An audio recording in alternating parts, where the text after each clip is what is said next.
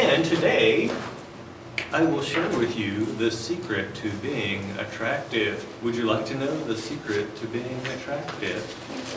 Hang out with ugly people. Because beauty is relative, right? I'll give you an example.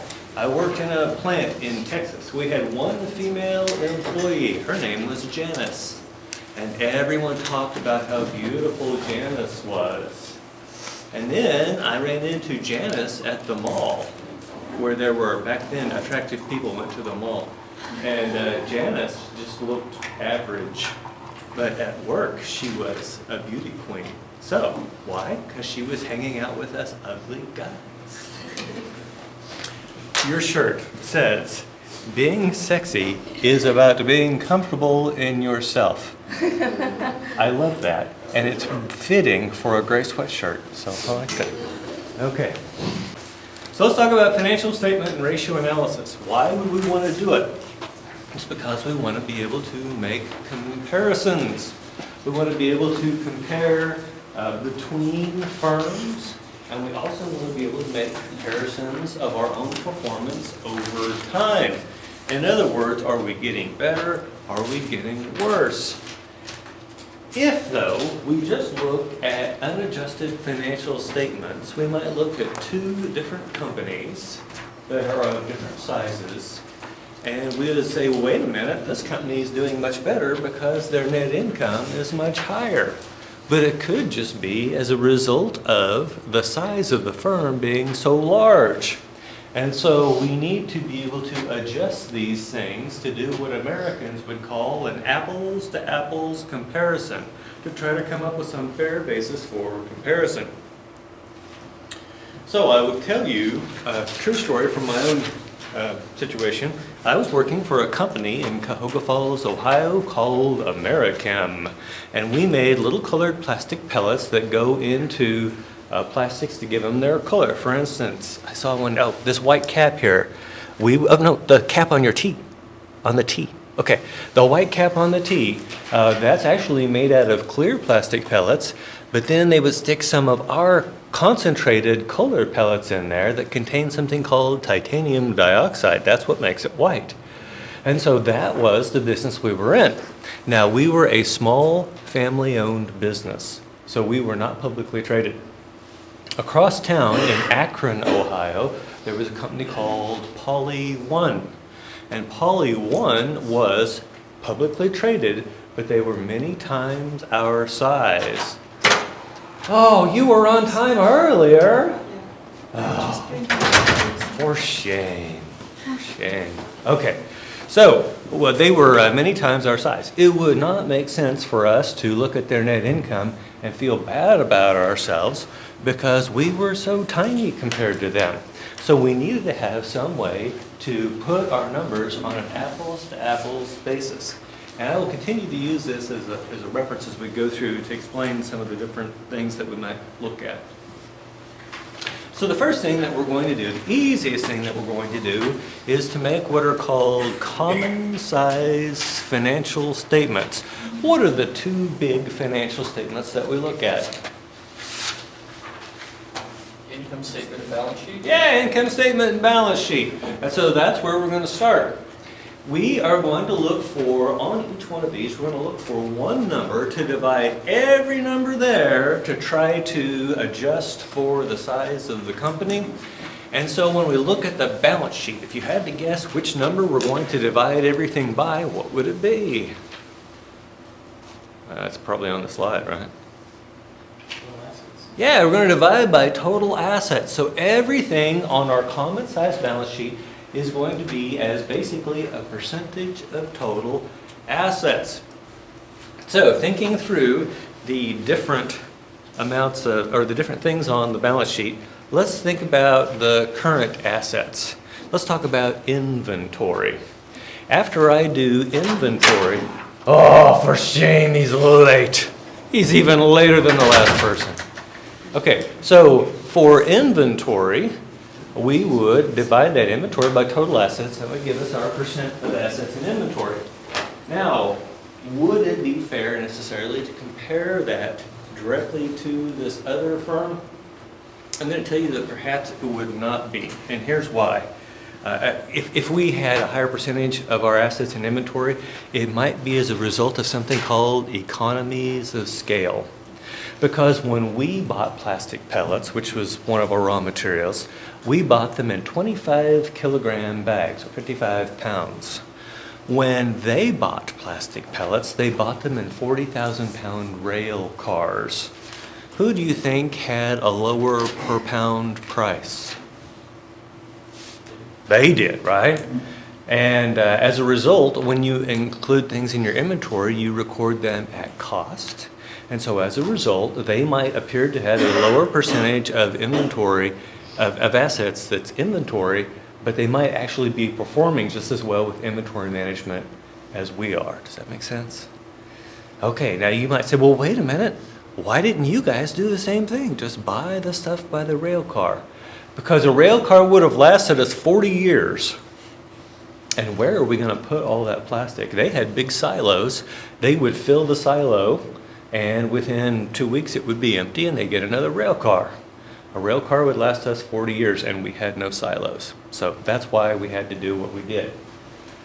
Okay, now we could do something similar with accounts receivable as a percentage of assets. So you could kind of get an idea how you are performing on accounts receivable. But we'll get to a better measure of that later. What about, oh, and one other thing we can find out, the capital structure of the firm. Because after all, now we're going to have total liabilities divided by total assets tells us the percentage of the firm that's being financed with debt. And we're going, as we go along, one of the things I'm going to repeat over and over again is when you are in a similar industry, you should have a similar capital structure. And it all boils down to this trade-off that we're making between the expected cost of financial distress. What's another word for financial distress that starts with a B? Bankruptcy. Bankruptcy. Is that you, Nick? Wow, I actually threw something. Okay, so bankruptcy. So we're looking at trading off the expected cost of bankruptcy versus the tax benefit of debt.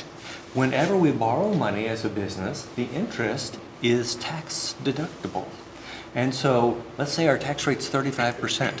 For every dollar of interest, I'm actually only paying 65 cents in tax, or for every dollar of, sorry. When I have interest and I can subtract it out, I'm really only paying tax on 65%, not the whole amount. That still didn't make any sense. Let me try one more time. We can subtract out our taxes, or we can subtract out our interest before we pay our taxes. And so let's say that we start with $100, and then we can subtract out our $40 in interest. Now we're only paying on the $60, not on the whole amount. And so we can save a lot of money that way. In fact, we refer to the after-tax cost of debt as the interest rate multiplied times 1 minus the tax rate. And that tells you what you're actually paying for that debt because you're getting that tax shield. Long story short, that risk of financial distress is highly dependent on what industry you are in. And so you're going to see that if you are in electrical utility, you're going to be running on about 50% debt. If you are a biotechnology firm, you're going to be running on about 0% debt. Now let me ask you this question. Would you loan money to a company that was running on 90% debt? Jace says no. Why? Seems like a risk. This seems like a risk. Now, I'm going to ask you a personal question here, Jace. Do you have a bank account? Well, yeah. Yeah, he is, and any money he deposits in there, he's in essence loaning money to a company that has 90% debt. Now, why is it okay for banks to run on 90% debt? Because their portfolio of assets is quite well diversified. And the chances of them going belly up are quite, or of all those things going south at the same time, very small. And so that's why they can run on such high levels of debt. The company that's running 90% industry that they're in, would it be acceptable to loan to them then? Yeah, oh yeah, and that's what I'm getting at is the acceptable is different by industry. And so we've seen banks running on 90% debt for the longest time. And it's not just a matter of regulation. Even before we started implementing banking regulations, you would see banks running on 90% debt. The question would be, would you loan money to a bank that's got 95% debt? I wouldn't, right? Or if I did, I'd charge them a really high rate. And by the way, when you see banks offering really high rates, what does that tell you about the bank? Not a lot of liquidity. Oh yeah, it's a risky thing, right? In China, the savings accounts don't pay all that much. And so people will go out and they'll find these little rural banks that are paying a little more and they put their money in them. And then they're surprised when their money disappears. It should have been a sign that when they were offering that high interest rate that the bank was a risky proposition. Does that make sense? Okay. Now, so we can see all sorts of things just from these common size financial statements. However, there are some things we're going to look at that are going to cross the financial statements. For example, when we look at how we are managing our inventory. By the way, do companies want to carry inventory? I would prefer not to, right? Because you've got to spend money to put it on the shelf. You've got to keep it from catching fire. You've got to keep your employees from stealing it. There's all sorts of things that we have to do with inventory. So what should we be doing? We should be optimizing the amount of inventory. What's the purpose of inventory?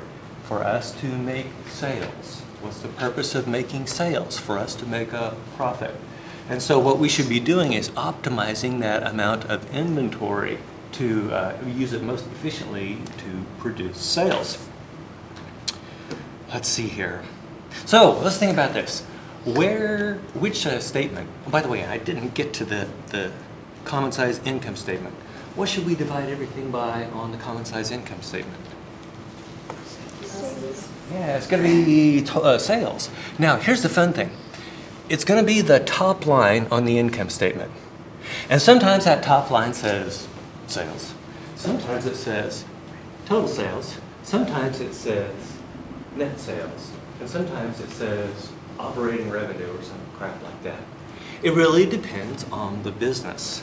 Now let's discuss who might use total sales versus net sales.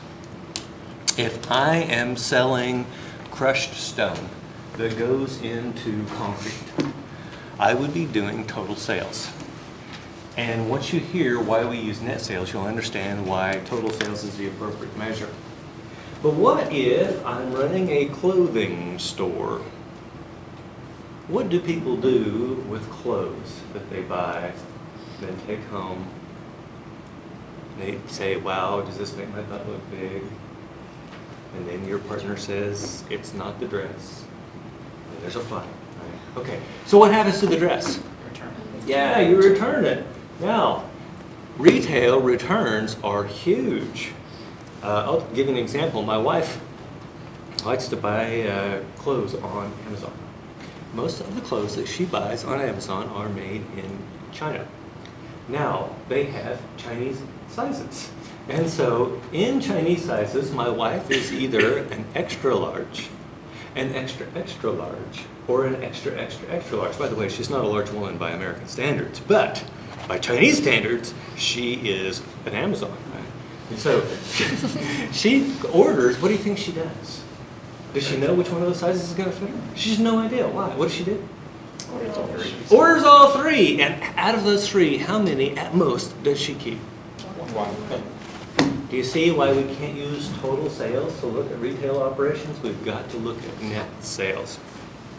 Okay, so that's what we're going to divide by on the common size financial statement. Okay, now let's get back to looking at things that cross the financial statements. Inventory. We have inventory under current assets.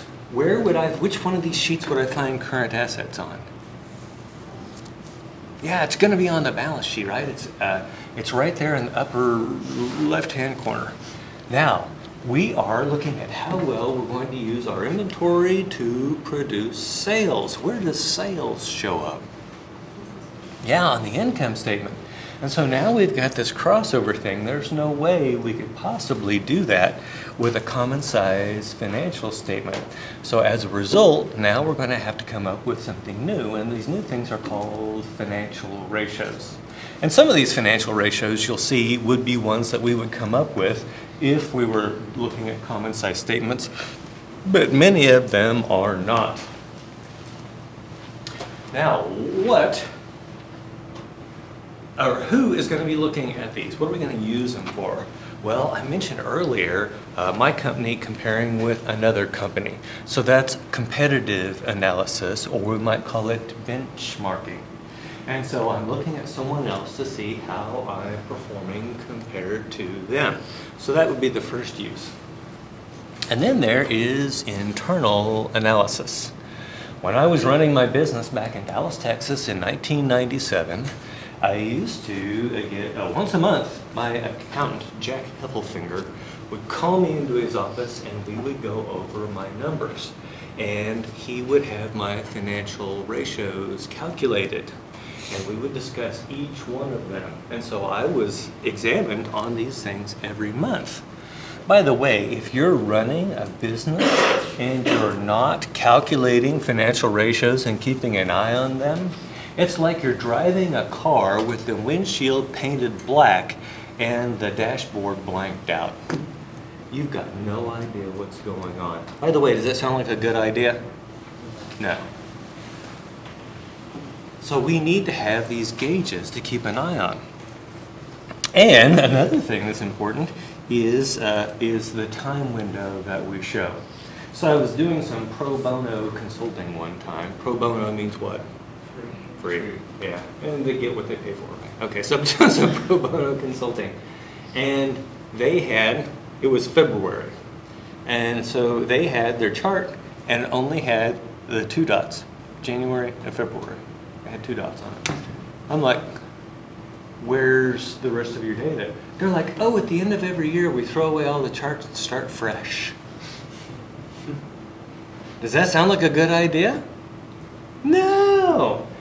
You need to have like the rolling 12 months up there so you can see how the stuff is trending, right? But they didn't have that. So that was my first suggestion to them. External analysis. Who from the outside is going to be looking at us other than competitors? Well, there are these people called equity analysts. I think maybe Yarrow wants to be an equity analyst someday. You just have that look about you. Plus he's in our finance department. Okay, so these people, the CFA, Chartered Financial Analyst type people, they are going to be looking at firms, and they tend to specialize in an industry.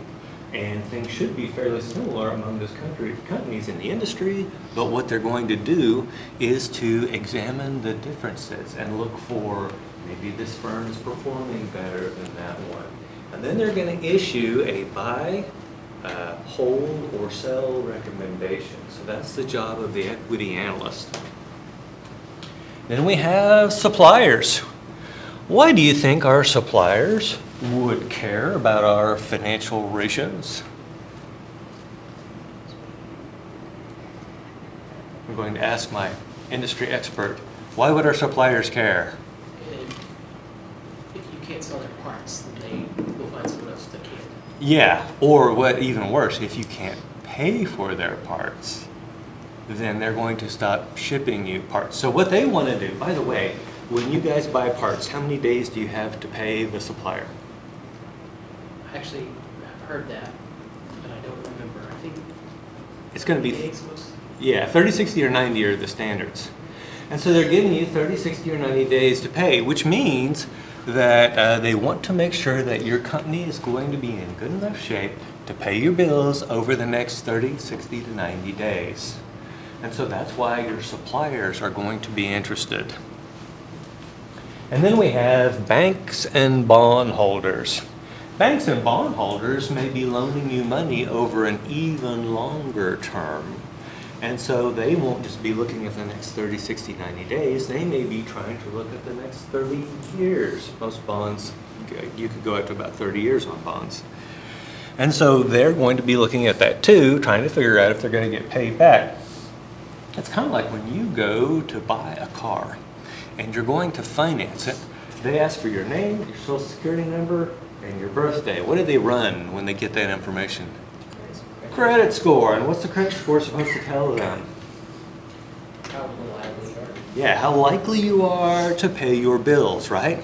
And so that's what we're using these financial ratios for, is to figure out how likely these people are to pay their bills.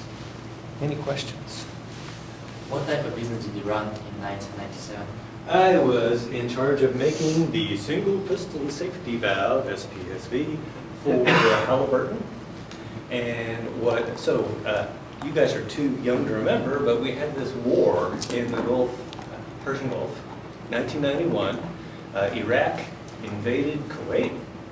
And when they did, they got down there and they figured out they couldn't hold the place. On the way out, they knocked off the wellheads, and these huge columns of flame come shooting out of the ground, because of course they flipped a match before they went back across the border. If those people had had my valves in there, because my valves were subsurface safety valves, it would have shut off down below the surface. That stuff wouldn't have been shooting out and causing all the problem. And so I was making roughly 30 valves per month. And these valves would sell for somewhere between $100,000 and $250,000. On an annual basis, my budget was around $12 million. And if you put that in today's term, I was probably responsible for more money than the dean of the College of Business. And I was 25 years old. Insanity, right? It worked for them, but at the time they gave me that responsibility, I said, "You've got to be nuts." So my dad does for a living. Oh, He cool. runs a valves company. Oh, cool. We'll have to talk sometime. You may know about Inconel. By the way, Inconel is a metal used in jet engines, and we use it a lot in oil field valves because of sour gas. And if you've watched Landman, you know about sour gas, or H2S. Okay, other questions? Any of you guys watch Landman? Oh, wow, you're missing out. Okay, so now we're going to talk about these financial ratios. And these financial ratios are going to be, we're going to discuss them in families. Now, everybody in a family is related, but they're not identical. Even if you're an identical twin, you're still not the same person, right? So these families we've got in these ratios are in families, and that's the way to think about them. By the way, every single family I tell you about and every single ratio I tell you about should be on your note sheet. Very good. Okay, first we're going to talk about short-term solvency or liquidity measures. Solvency is your ability to pay your bills. Liquidity, you know what liquidity is. If you've got plenty of cash, you're liquid and so forth. In finance and accounting, what do we mean by short-term? Yeah, less than a year. And so the things we're going to be looking at include the current assets, current liabilities. And so the very simplest one that we can figure out is the current ratio, which is current assets over current liabilities. Now, would you prefer for the current ratio to be above 1 or less than 1? Above 1, why? Because you'll be able to pay liability. Yeah, because your current assets are larger than your current liabilities. You should be able to pay your bills. Now, it's a little more complicated than that, but that's the idea. If I was a supplier loaning money to someone, I would want them to have the highest current ratio possible because it's all about my safety and risk reduction. However, what if you're running the company that's doing the buying? Would you want the highest current ratio possible? No, it would mean you have a lot of stuff invested at low returns, right? You got a lot of stuff in your savings accounts that are being invested in plant, property, equipment, and the things that really make money. And so for the firm, it's a balancing act. How high does this need to be in order to assure that we don't run into trouble?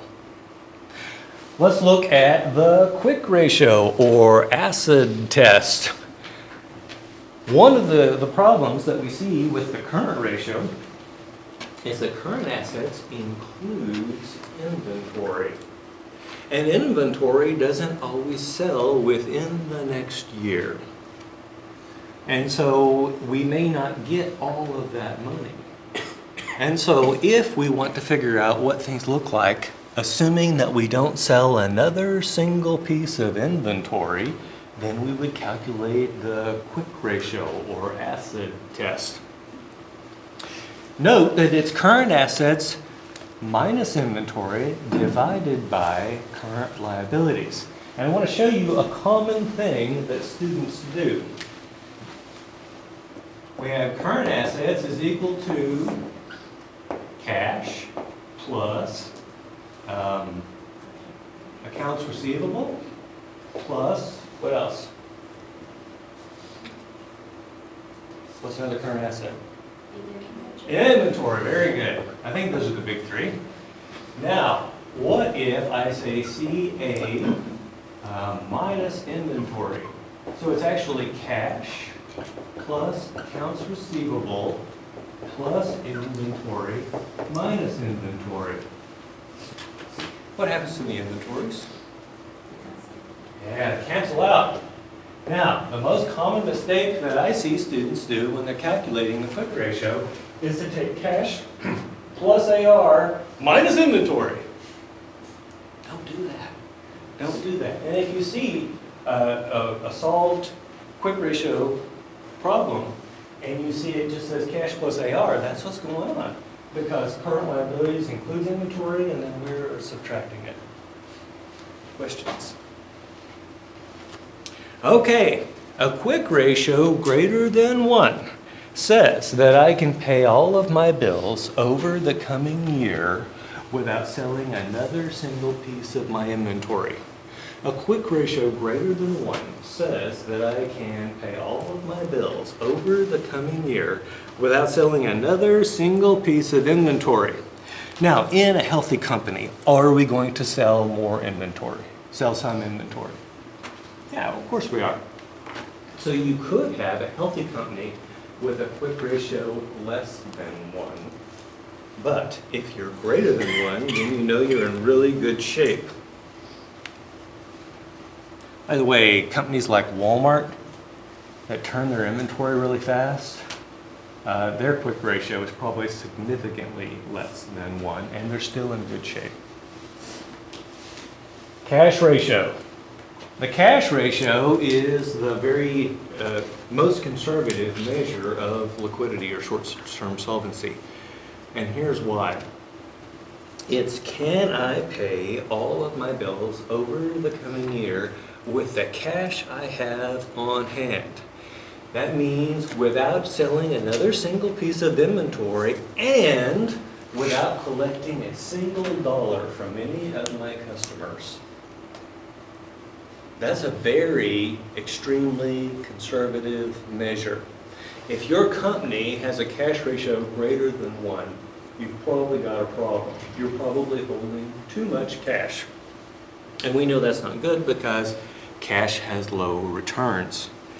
So, once again, if cash ratio is greater than 1, it means I can pay all of my bills over the coming year without selling another single piece of inventory and without collecting a single dollar from that my customers owe to me. And I don't know why. I guess it's because you guys are more attractive. It just keeps wanting to look at you guys. Okay.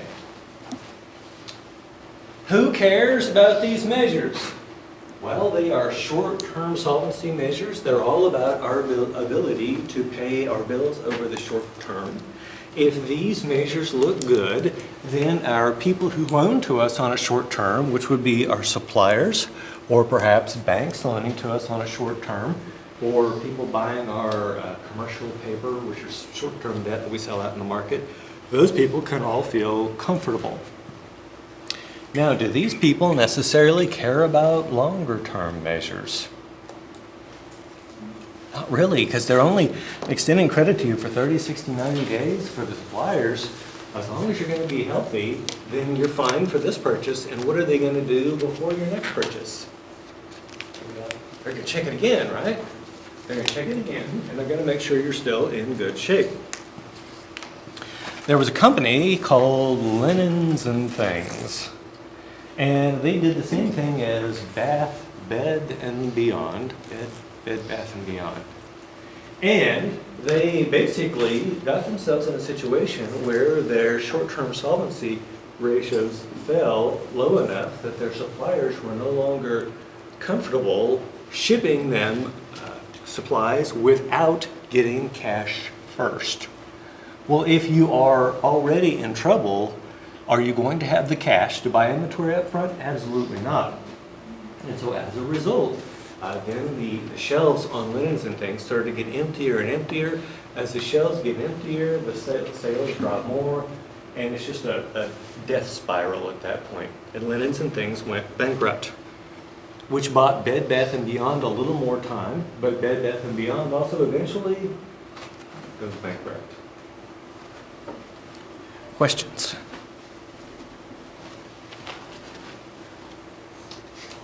By the way, I am so glad that Bed Bath & Beyond went bankrupt. I can't imagine a more terrible and painful place to be as a man than being Bed Bath & Beyond. We've got a witness up here, he knows. Okay, so now we're going to talk about long-term solvency measures. Long-term is more than a year. And in this case, this is the big family. And we have the sisters and brothers, which within each one of these smaller categories, but you can think of them as kind of cousins between the two groups. So we've got our leverage ratio, and if we say a firm is using leverage, then that means they have debt in their capital structure. If we say they're using leverage, they've got debt in their capital structure. If you came from a British background, you may hear it referred to as gearing. Gearing, leverage are exactly the same type. What are they using Ghana? Do they say leverage or gearing? Gearing, because you guys have British people, right? Yeah, that's why his English is better than mine. Okay, back to the story.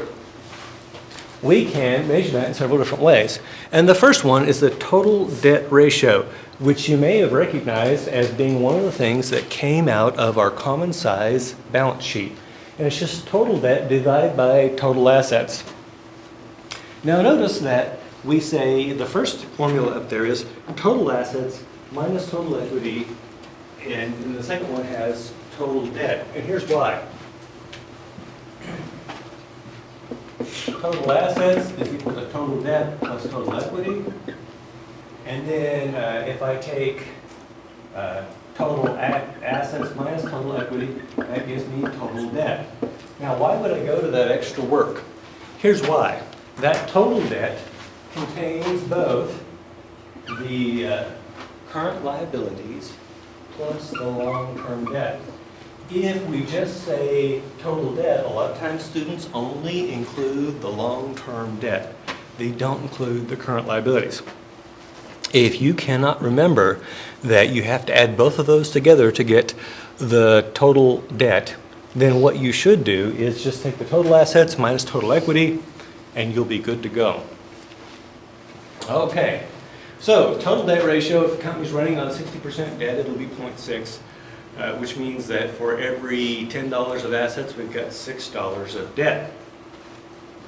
Now the next one is one you'll hear people use more commonly, and I hate it, but the reason I teach it to you is for two reasons. Number one, because you hear people talk about it so much, and number two, we can use it in our calculations later. It's a really nifty trick I'll show you. The debt to equity ratio is TD over TE, or we could calculate our total debt once again as total assets minus total equity. But something weird happens with the debt to equity ratio. Let's say that we are at in a firm with 50% debt. So 50 debt, 50 equity. If I borrow 10 more and buy back 10 of equity, now I am 60-40. And my total debt ratio goes from 0.5 to 0.6. But what happens to my debt to equity ratio?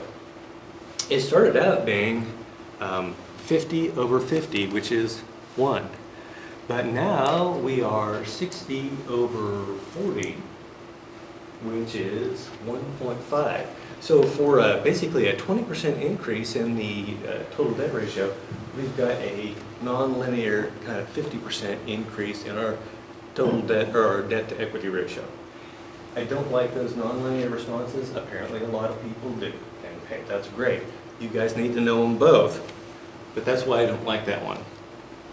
Now let's talk about the final one, which is the equity multiplier. The equity multiplier is just total assets over total equity. It's total assets over total equity. But the fun thing is, we can do a little magic here through the use of algebra and see something pretty interesting. If I take and divide everything here by total equity, have I broken any algebraic laws? As long as you do the same thing to everything, you're golden, right? Okay, so this is actually now our equity multiplier. What happens to this thing right here? 1 plus 1. Yeah, it goes to 1, right? Now that means our equity multiplier is actually just 1 plus this thing. What's another name for this thing? Yes, the debt to equity ratio.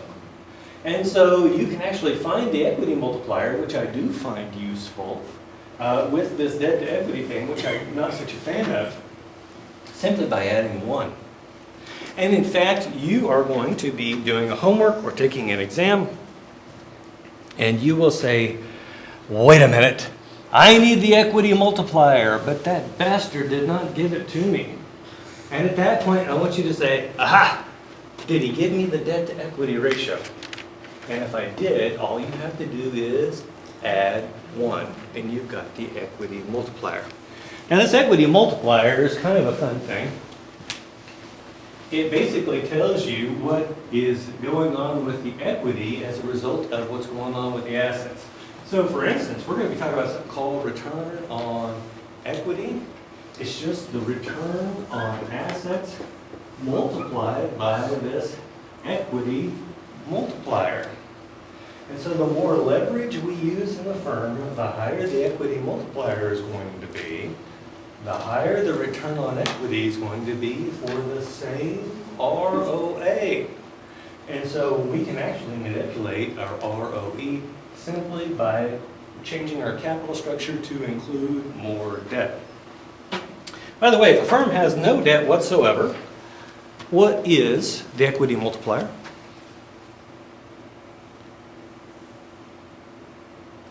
If a firm has no debt whatsoever, TD equals 0. What is 0 divided by anything?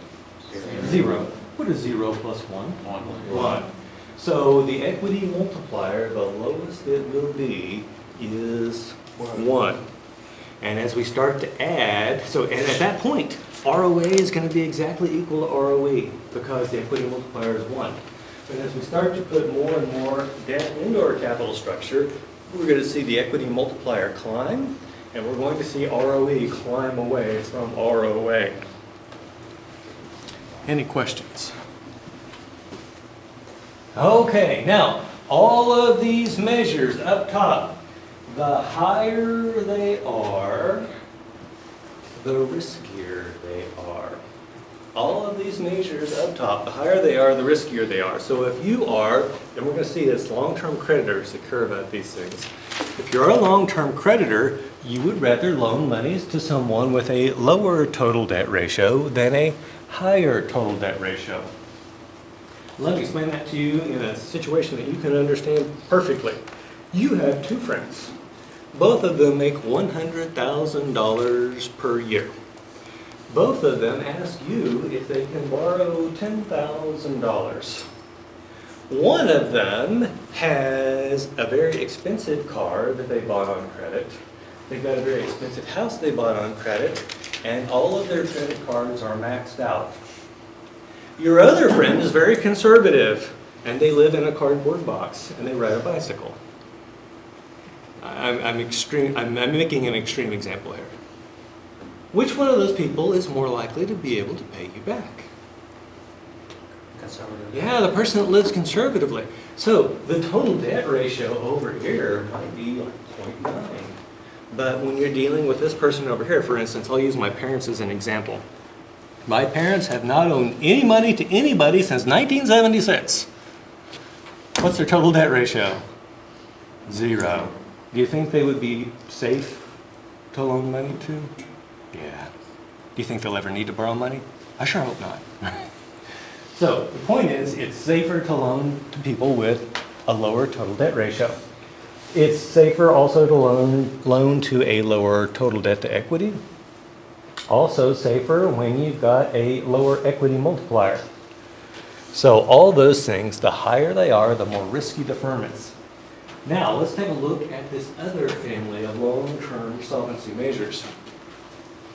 We've got times interest earned, which is the TIE ratio, T-I-E. And we also have cash coverage ratio. Let's talk about times interest earned.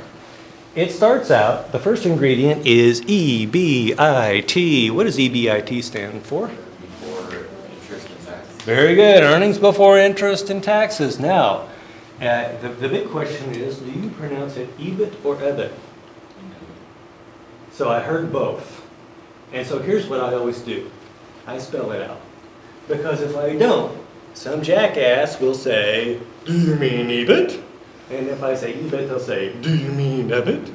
And so I don't even mess with that. I just spell it out. And if they think I'm goofy, then that's perfectly fine.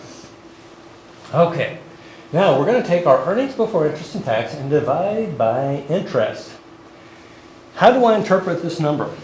If this number is greater than 1, it means that the firm will be able to pay all of its interest over the coming year out of its earnings. So if this thing's greater than 1, it means the firm will be able to pay all of its interest over the coming year out of the earnings before interest and taxes, of course. There's one problem, though, with the times interest earned measure, and it's a pesky one. EBIT already has depreciation subtracted out of it. EBIT already has depreciation subtracted out of it. Is depreciation a real cash flow? No, it's a non-cash expense. And so if you wanted to see how much cash we actually have to pay our interest over the coming year, you would need to take that EBIT, add depreciation back, and divide by interest. And that is a less conservative measure. So TIE would be more conservative because you're not getting credit for that depreciation. And cash coverage ratio would be less conservative. But if cash coverage ratio is greater than 1, you're still going to be fine, unless something terrible happens otherwise. Now let's talk about why it's okay to have an EB or a times interest earned of 1. If I've got earnings before interest and taxes of 0, how much is my tax? 0. And this is why it's okay to have this be at 1, where we have an EBIT of 0, because we are looking, actually, yes, sorry, where we would have EBIT actually equal to the amount of interest that we owe. It has to be exactly equal to the amount of interest that we owe, and here's the reason. If we make exactly enough to pay our interest, what is our taxable income? Remember, interest is tax deductible. Okay. Any questions? Yeah. Does it, when you're making decisions, Yeah. does it matter how high above 1 it is, or is it just the fact that it is 1 is good enough? Okay. So if I had 2 different people who wanted to borrow $10,000 from me, I would compare these and I would loan it to the one with the higher amount. Now, you as a company not you as a lender, but you as the actual company, you might find that it's not optimal to try and maximize times interest earned. For example, remember I told you in electric utilities that we're usually running on 50% debt? How would I lower my times interest earned? I could, or raise it. I could pay down my debt, which would reduce my interest. But then my capital structure is going to be under-levered, and I'm going to be taking not enough advantage of the tax shield afforded by debt, and so that would be suboptimal. And so it's kind of like the other ones. There's a difference between external people looking to loan you money. They would always rather have the happier, more conservative numbers, but you as a business manager, you have to do this. By the way, this is another one of those life secrets. Life is not a maximization. Life is an optimization. Think about this. You've got labor and you've got leisure, right? You've got work and you've got leisure. If you have nothing but work, 1 hour of leisure will feel like gold, right? If you have work minus 2 hours and then you've got 2 hours of leisure, that extra hour of leisure is still good, but is it as good as that first hour? No. And so you've got to figure out what is this balance. And this balance is different for everybody, right? But it's that way. Everything in life is a freaking optimization. And I was in my 20s before I figured that out. And I have not been happy since, because I thought if I just maximize the amount of money I make, I'll be happy. I was wrong, right? If I just, or it could be a minimization. If I just minimize the amount that I weigh, I'll be happy. Wrong. Scurvy is terrible.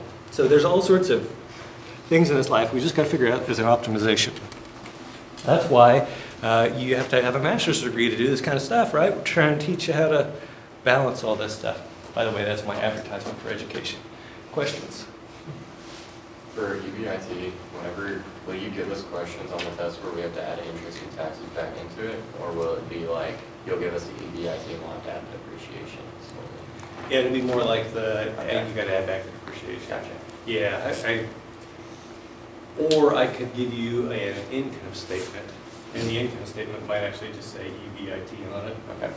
And then you'd have to look up above that to see how much depreciation was taken up. Yeah, I didn't know if we had to add like the interest and taxes and earnings or something.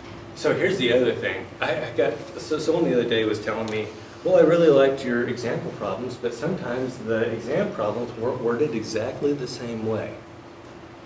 I'm like, how do you think life works? Do you think life is going to show up with this? So the life thing here is going to be that what you'll have is the income statement, right? Mm-hmm. Yeah. Like life does not present you neatly packaged problems. Other questions?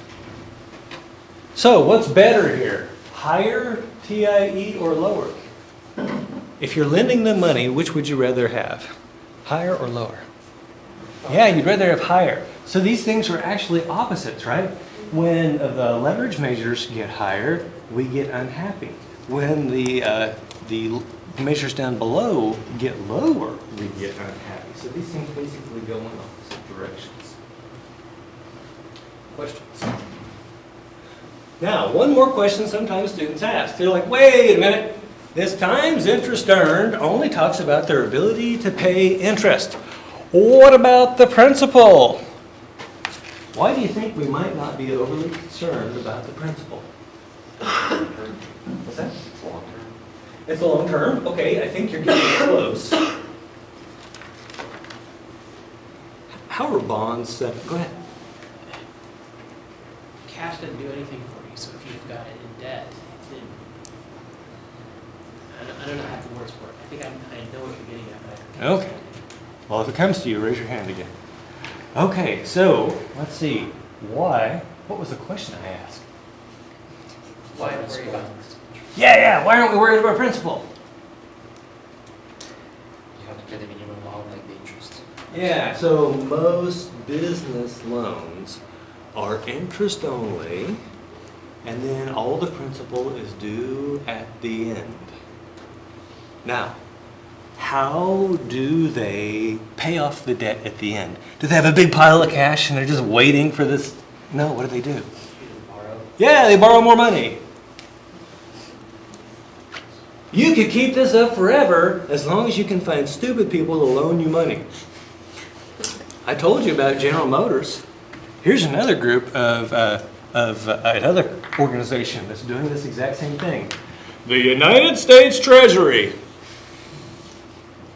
Do you think that we're paying down our debt? We're paying a little principal every month, trying to get down? Hell no! What we're doing is we are borrowing enough to pay off the old debt, plus enough to finance our new deficit spending.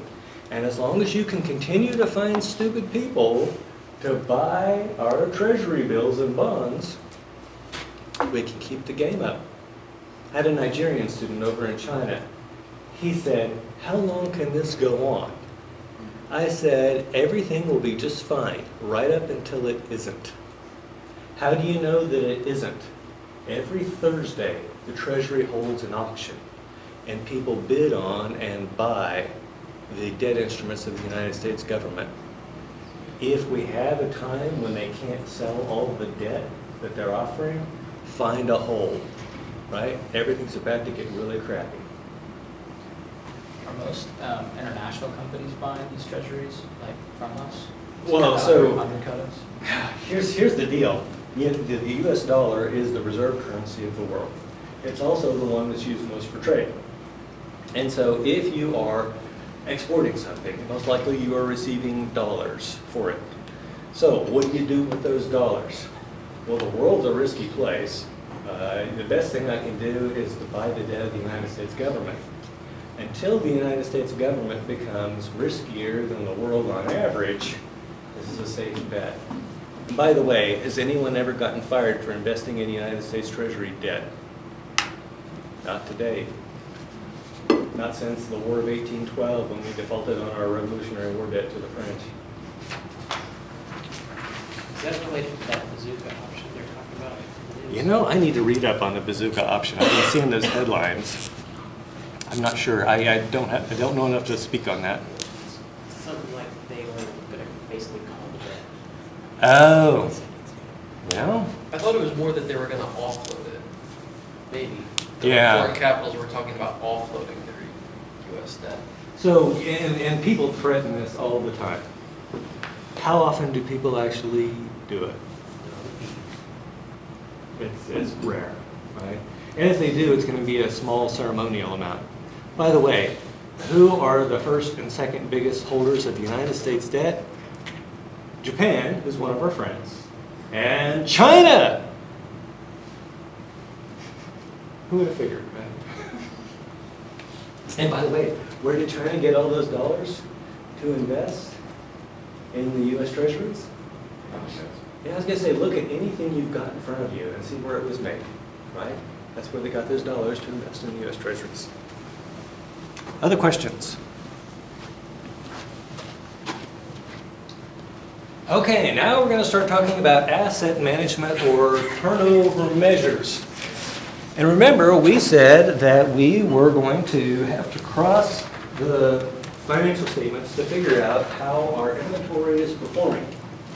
So, the first thing we can calculate is inventory turnover or turns. By the way, it's going to be unitless because it's dollars on top, dollars on bottom, the dollars cancel out, so it's unitless.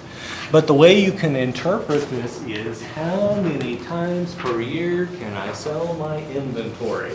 Inventory turns is how many times per year do I sell my inventory? Now, when we are calculating inventory turns, we use the cost of goods sold. We use the cost of goods sold. Now, if you take the management strategy capstone, occasionally they will talk about financial ratios and they will use sales here instead of cost of goods sold. And I am going to tell you that that is wrong. And here's why. How do we record things when we put them into inventory? Is it at cost or is it at the price that we sell it at? Cost. It's at cost. And so if we want an equivalent measure of sales, we are going to use the cost of goods sold, not the retail amount that we sell that stuff for. And so this is an apples to apples comparison. It's cost over cost. Now, what would be better? Higher inventory higher inventory terms or lower inventory terms? What did you say? Oh, swing and a miss. Yeah, we want them to be higher, and here's why. Remember, we say the only purpose for inventory is to create sales. If I've got a higher inventory turnover, it means I'm using, for the same amount of inventory, I'm getting more sales. Or I am holding less inventory to get the same amount of sales. And so I would always rather my inventory turns be higher. Now, like everything else in the world, we have to put a little common sense on this. It's possible if I'm not holding enough inventory, I may start missing out on sales. So I have to temper that a little bit with common sense. Now, let's ask this question. There are two ways to improve or increase your inventory turnover. Just simple mathematics here. What are the two ways I can increase my inventory turns? Oh, come on, you guys know how fractions work? Madeline. You can decrease your cost of goods sold or increase your inventory. Okay, so the other way Say around. it backwards. Yeah. So you can either increase your cost of goods sold or decrease your inventory. Now what we really mean here is you can increase your sales. Because sometimes people will look at this, they're like, well, hey, all we have to do is pay more for our stuff. I'm like, are you high? No, okay. And so let's say the problems are we can increase sales or we can decrease our inventory. Which one of those, oh, crazy thing, which one of those is easier to do? Inventory. Yeah, we want to do the inventory. So let's talk first about increasing sales. Anybody here ever done sales before? Yeah, so let me tell you about, so my sister, she got her first job in sales after I had already gone away to doctoral school. But we're all sitting at home at Thanksgiving dinner, and my sister had just started her sales job, and she'd just done her first visit to all of her clients. And my mom said, well, did you sell anything? And my sister and I both laughed, because we know when you're doing business-to-business sales, it's not like hunting. It's like gardening, right? You guys know about gardening?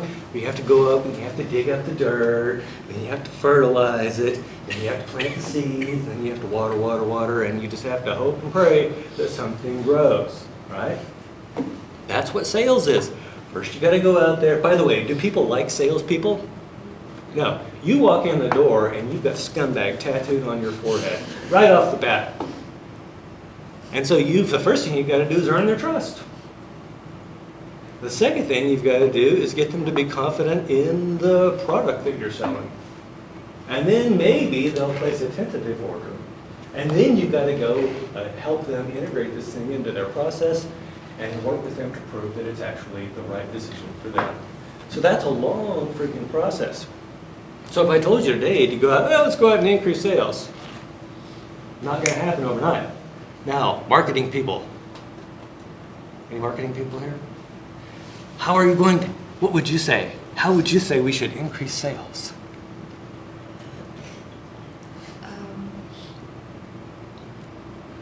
Try to advertise them. Very good. Advertising. What does advertising cost? Money, right? And does it always work? No, sometimes people hate you afterward. Just ask Bud Light, right? For whatever reason. Okay, so we could go out, we could advertise. What's the other thing we could do? Yeah, discounts! What's the problem with discounts? Yeah, you lose revenue, right? And so there are all these things that people will throw out to increase sales. And if you're going to do it without increasing your costs, it's going to take a while. And by the way, if you went out and hired 10 more salespeople, what's going to happen to your costs? Right? Okay, long story short, increasing sales is never the answer to how to improve our financial ratios in the short term. It's never the answer. So what does that leave us? That leaves us inventory. What we're going to try to do is reduce our inventory.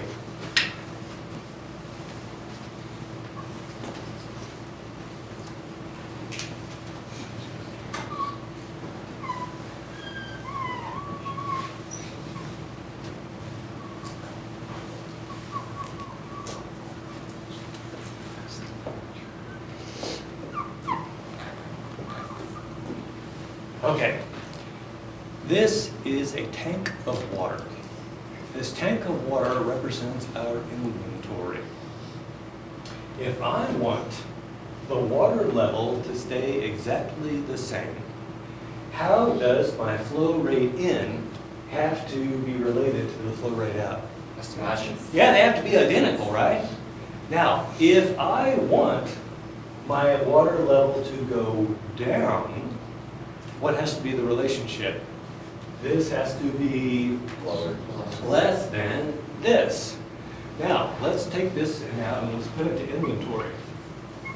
Inventory. How do things get out of my inventory? Say so much. How do things get into my inventory? You gotta make it or you gotta buy it. So we're going to produce or procure.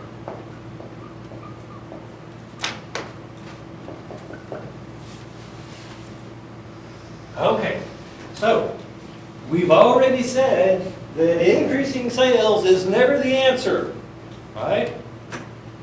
What does that mean we have to do? Produce or procure more or less. Less. Produce or procure less, right? Now, the question is, how do we know which one? Well, that's where we look at what we have in inventory. And if it's stuff that we bought, procured, then we're very lucky. Because all we have to do is stop buying that crap until the inventory comes down to the level that we desire. That's the easiest, most painless way. Now, unfortunately, many times, it's stuff that we've actually made. I'll give you an example. When I went to work for Halliburton in 1994, our inventory turns were 4, which means we sold our inventory 4 times per year. The industry average was 12. We sucked. Now, are we going to be able to increase our sales by 300%? No, we're not going to be able to do that. So what do we have to do? We have to cut our inventory. The first thing we did was we looked at what are we producing, what are we procuring, and we killed off a bunch of purchase orders. By the way, what does that do to your suppliers? Yeah, you're pushing the problem to them, right? But it's because you bought too much in the past. So they've been trying to produce this stuff for you all along, but they've been producing too much, so now you're putting the problem to them. But I would rather put the problem to them than to deal with the stuff that I've actually made, because here's how you have to deal with producing too much. How would you, well, let's say right now we're working 40 hours per week, which is regular amount that we have people for, and yet we have 3 times as much inventory as we need. What do we do? How do we stop? How do we cut down on the amount of stuff that we have? Cut hours. Yeah, so the first thing people say is, oh, well, we'll just lay everybody off and we'll wait for that inventory level to come down to where we want it to be, and then we'll be good to go. What's the problem with that? You've lost skilled labor. Say again? You've lost skilled labor. Oh, yeah. You remember the talk about the cream of the crop? The good workers, are they going to sit on their ass for 3 weeks? No, they're going to go, in our case, they went to Goodyear Tire in Lawton, Oklahoma. Boom. 30-minute drive, job security, union wages, no fist fights in the parking lot. I mean, it was just good all the way around. Oil feels rough. Back to the story. What did we do? Well, we didn't want to lose our people. So the first thing we did was we shut down the plant for a week. and we cleaned. And it wasn't just the workers, it was management and salaried people like me out there cleaning. It was like a real team building exercise. We cleaned that place within an inch of its life. You could have eaten off the floor, not that I would have, but you could have. It was really clean. And then at the end of the week, we took a snapshot of our inventory situation and we saw that we were still too high. Week 2. We keep the plant shut down and we paint everything within an inch of its life. And we made a mistake. We allowed the machine operators to choose what color to paint their machines. And so if you've ever been on any of those towns down on the Gulf Coast of the United States where they have all the pastel colored houses, that's what our machine shop looked like when we got done. It was freaky. Okay, so at the end of week 2, everything is shiny, clean, and painted. We take a read of our inventory. It's still too high. By this time, we're into July, southern Oklahoma, just right above Texas, hotter than hell. And we got all this land in, because land in Oklahoma is cheap. We had all this land, but we didn't take proper care of it. But hey, you know what? We got a bunch of people now, and we're just going to send them out to cut weeds. And we didn't want to invest in a bunch of weed eaters, so we got them all those sharp stick things where they, oh yeah, oh damn, it was medieval. And so we send these poor bastards out for a week. I didn't go to that one. I will clean, I will paint, but I will not die in the Oklahoma sun. So, at the end of that 3rd week, we took the read and we were finally where we needed to be. And I have never seen a group of people more happy to report to work in a factory than that bunch of guys on Monday morning after spending the previous week in the Oklahoma sun. By the way, our plant was air conditioned.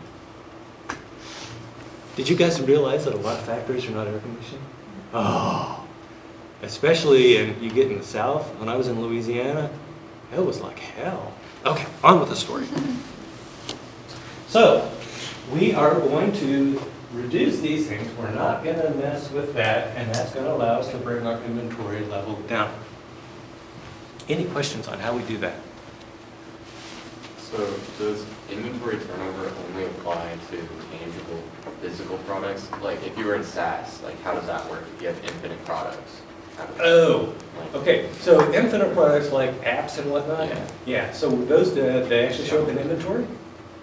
I mean, no, it's not No? technical, but if you're like producing like online services. No, you're not going to have to worry about it. In fact, that's one of the things that I've always said, any business that I start is going to be an asset-like business. I am not going to have a building. I am not going to have an inventory. And so the things that I can do are like consulting. I could write an app like Flappy Birds. Yeah. But by the way, what do you think that guy's inventory looked like? Right? Okay, so no, if you've got those kinds of goods, you don't have to worry about it. I have a question from previous slides. Go ahead. Why does United States design goods, but it's produced in China? Ah, very good. So if you roll back to the year 1776, a guy named Smith, anyway, writes a book called The Wealth of Nations. Adam Smith writes a book called The Wealth of Nations. And in it, he puts forward this idea of comparative advantage. The trick is we all get better off, we all do better off by trade by doing the thing that we're good at. And here's my favorite example. People in Washington State are great at raising apples, but they're terrible at raising chickens. People in Arkansas are great at raising chickens, but they're terrible at raising apples. How can they both be better off? Arkansas focuses on chickens, exports chickens to Washington State. Washington State focuses on apples and exports apples to Arkansas. So, what are Americans good at? Creative stuff, coming up with new things, the research and development, that sort of stuff. What are Chinese people good at? Yeah, so in the beginning it was because of cheap labor, right? But now they've got a manufacturing infrastructure, and they're actually really good at more than just the cheap labor, but let's just say they're really good at manufacturing. And if we had to rebuild all that infrastructure in the U.S., we're talking years. decades and billions of dollars. Right? Yeah, we let it slip away from us. It was a bad idea. At the time, we thought we could be friendly with the Chinese. Apparently, that's not the case, apparently. Okay. I remember when I went to China in 2011, and we hit the ground, and people were like, "Medwo Ren," which is Chinese for American. And they were happy to see us. But by the last time I went in 2019, they were like, "Medwo Ren," right? Not pleased at all. Okay, let's talk about one more way we're going to measure our inventory performance, and that's simply by taking the number 365 and dividing by that number we just calculated, the inventory turns. Why 365? Yeah, it's the number of days in a year. So this is 365 days per year. And then on the bottom we have turns per year. Remember, turns is unitless. The years cancel out. And so what I'm left with is days. And if we take, let's say we've got 12 turns. That means we're turning our inventory 12 times per month. We take, or per year. We take 365 divided by 12, what do we get? Roughly somewhere between 30 and 31. Does that sound about right for the number of days in a month? Yeah. So this tells us the average number of days that a piece of inventory stays on the shelf. Is it true for every piece of inventory? No. There are some things that turn very fast. So for instance, at the grocery store, the milk. The milk turns very fast. If it didn't, it would go wrong, right? Yeah. But what about a can of beans? Does a can of beans turn that fast? No. In fact, people may drink milk all year long, but we only, at my house, we only eat chili during the cold months, right? My wife will say, "Ooh, it's chilly weather," and then I know what I got to get at the grocery store, right? So the inventory turns are not going to be the same across all items, but this is just on average. How long does an item stay on our shelf? Would you rather have something on the shelf for 5 days or for 700 days? 700 days. You'd rather have something on the shelf for 700 days? No, I mean, it lasts longer. Are you high? Okay, so remember, hey, if we could have a can of beans that lasts 700 days, in fact, I think they do, right? That's great. But do I want it on my shelf at the store for that long? So that day I just go to some roundabout products. Yeah. Okay, so we would rather have it on the shelf for fewer days. And that does a couple of things to us. By the way, what if we buy a bunch of product and then we figure out there's something wrong with it? We're stuck with it, right? But if I'm just buying a little bit, if I just keep bringing it in and it's almost immediately selling it, my chances of buying a huge batch of bad stuff is not nearly as... You look like you've had experience. We bought, part of my job is I run a trophy shop at O'Reilly. Uh-huh. We bought 5,000 trophy toppers Uh-huh. and pre-assembled them for the year with toppers, and we found out that the suppliers changed the color on the bases without updating the catalog. Oh! So now when he goes to buy the bases, they're not going to match. Yeah. Those bastards. Yeah, we were not happy. Yeah. So would it have been better to have bought? Yeah. We should not have looked ahead. Yes. Sometimes planning ahead can bite you in the ass.